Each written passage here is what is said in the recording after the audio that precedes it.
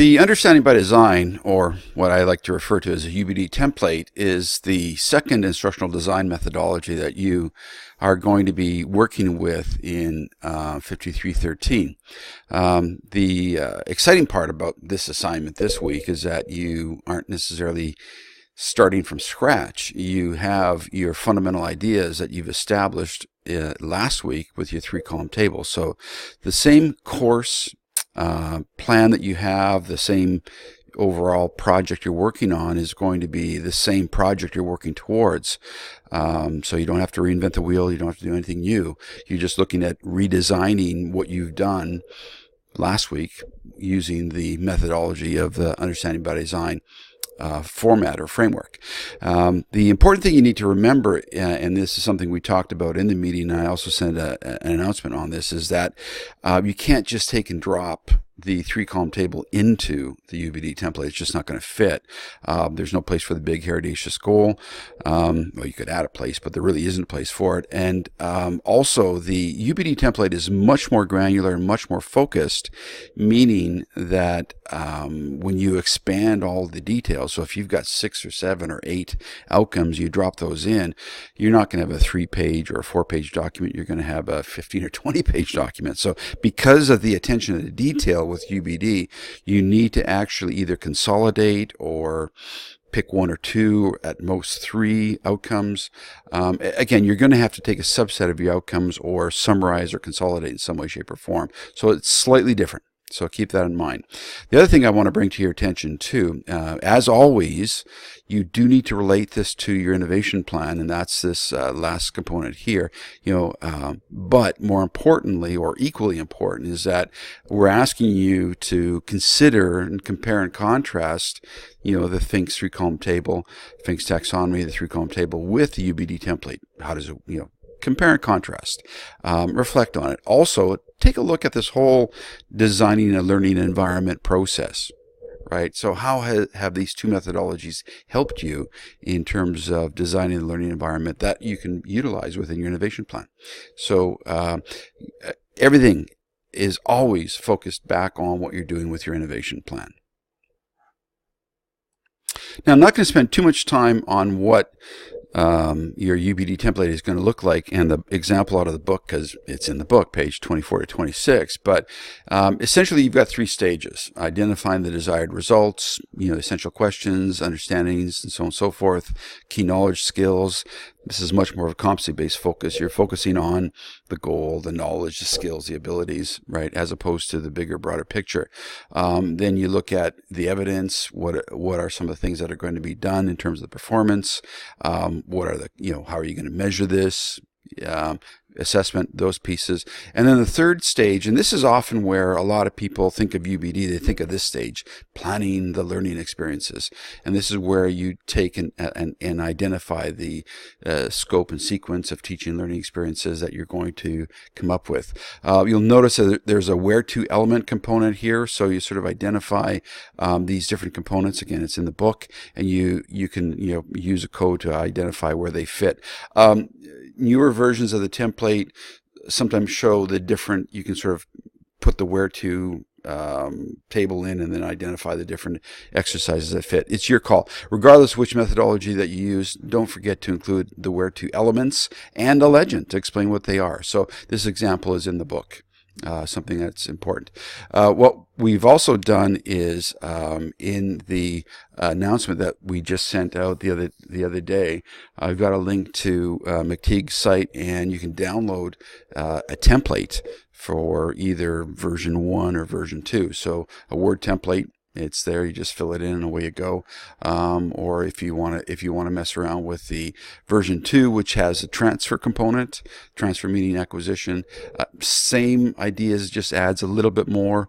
It's your call as to which one you want to use. It doesn't really matter because they're very, very similar.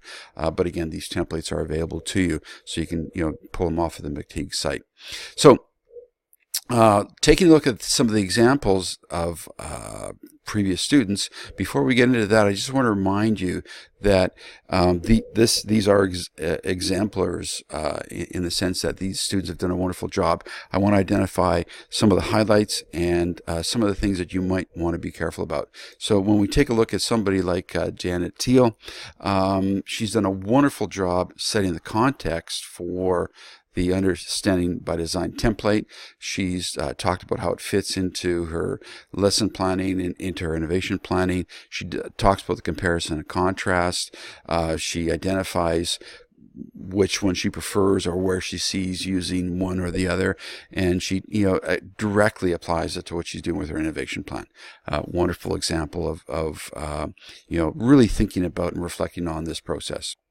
So if we take a look at her actual template example, she's using, I think, the version 1 example. She's got 3 goals that she's focused on. So she's pulled a subset of her goals, developed the understandings, essential questions, learner will know, learner will be able to. Everything aligns. Each of the goals are dealt with. So with each of the goal, you want to have an understanding. You want to have an essential question. You want to have identify what the learner will do, what they'll be able to know, right? Those types of things. Also the assessment. And then within her learning plan, she identifies the things that she's going to be doing. In this example, there's links to some other ideas, and she has her where to example, and she's got the legend for it as well as a reference citation. So all the pieces are in place. Wonderful job. I think it works quite well. Another example, another student who has, again, a very thorough reflection, comparison, contrast, identifies where she sees her using each of the different tools, and she actually even identifies the fact that she might sort of do a modified variation of the 3-column table and UbD template. She sees blending the two together. She's managed to incorporate her big, hairy, audacious goal by simply adding a table, or adding a cell to the table. She's incorporated that. But you'll notice that she's pulled out just 3 of her desired results, which are her outcomes, and then builds out the understandings, essential questions. Again, everything aligns. She hasn't put too many goals in. It's not too onerous, and it works, and she addresses all these issues quite effectively, and then identifies the where to examples and has the legend as well as the references. So all the pieces are in place. The final example is a little bit different. This is more along the lines of a student who didn't use a traditional table and simply built things out in a way that made sense to her, which is fine. So the variation that she has put together here works quite well, because she identifies, again, her established goals in stage 1. She clearly makes a connection to the core ideas, the essential questions. Again, they follow. She's got one big goal, which is basically the students are going to build a machine that will demonstrate or represent the cause and effect behavior. So they are building something. She's still connecting it to a real project, which is a great idea. And students will be able to, right? So all the pieces are in place in terms of building out these ideas. The assessment component is there as well. Within the learning plan, she has sort of built in the different sections. I'd mentioned some students do that. Identifies the different components that are there. She has a legend for her where to example as well. And in this example, she's talked about the comparison and the contrast, or an evaluation. She's done an evaluation, and she sees how the two models can be quite useful. She has a preference for the 3-column table, but again, that's fine. The reason that we expose you to a variety of models is that we want you to, get comfortable with working with a variety of design models, and then deciding which one fits best. Connection to the innovation plan, references are in place. So again, another example of really taking ownership of this, applying it to the innovation plan. This is a really good example that I'd encourage you to take a look at.